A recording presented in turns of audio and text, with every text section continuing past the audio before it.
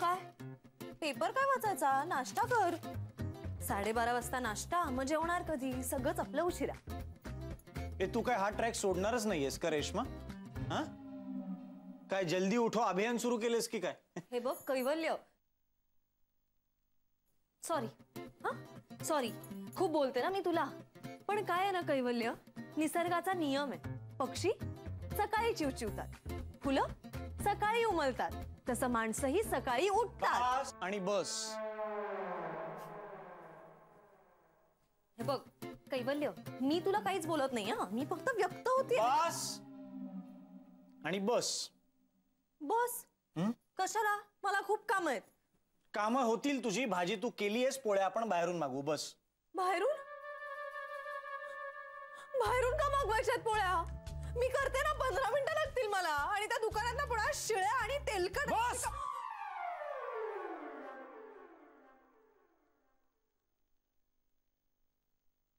हे बघ रेश्मा,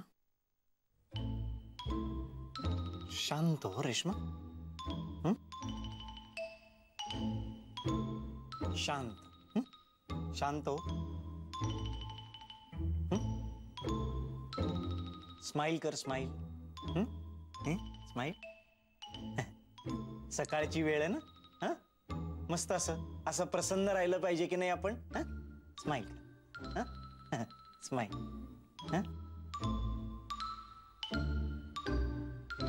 असं आहे ना रेश्मा, तो जो तुझा देव आहे ना, देव ज्याने हा निसर्ग निर्माण केलाय, त्या निसर्गात की नाही काही प्राणी हे रात्री झोपतात आणि काही प्राणी सकाळी झोपतात.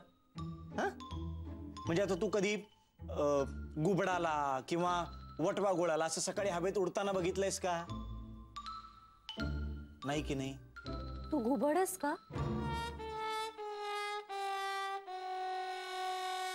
मी फुलही नाहीये ना रेश्मा. शी बाबा. आता तुझी रातराणी, रातराणी ती रात्री फुलते की नाही? हा पण तू रातराणीला असं म्हणतेस का की ए रातराणी, ए तू उठ ग, ए सकाळ झालेली आहे, तो मोगरा बघ केव्हाचा फुललाय, तू तिचा आई का मोगऱ्याचा ब्रेकफास्ट नाही केलास, तू पेपर काय वाचत बस, असं म्हणतेस का? नाही की नाही? मग अगं कमळात सुद्धा 2 प्रकार असतात. एक कुमुद आणि एक सरोज. हा कुमुद सकाळी फुलतं आणि सरोज संध्याकाळी. हो.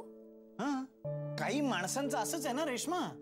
म्हणजे काही माणसांना त्यांना रात्री एनर्जी येते, अशी एनर्जी, आणि मग ते रात्री भरपूर काम करू शकतात. माझं तसंच आहे, मला रात्री येते एनर्जी, करावं असं वाटतं काम भरपूर. मग काय काय प्रॉब्लेम आहे तुम्हाला?